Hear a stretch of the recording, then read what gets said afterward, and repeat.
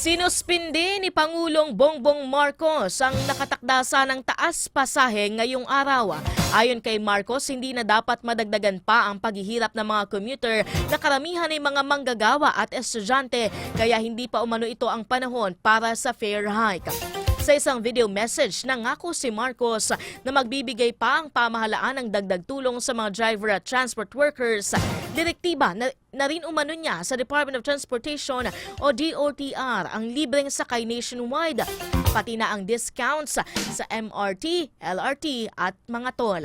Kinondena naman ito ng grupong Piston at Bagong Alyansa Makabayan na nagsabing ipinagdamot pa ni PBBM ang katiting ng fare hike at mga malalaking korporasyon ang nakikinabang sa pagtaas ng presyo ng gasolina.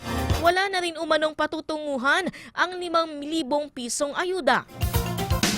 Samantala, magpapakalat naman umano ang Land Transportation Franchising and Regulatory Board o LTFRB ng 50 misery riders na maninigurong nasusunod ang suspensyong utos ng Pangulo batay kay Chairman Vigor Mendoza II.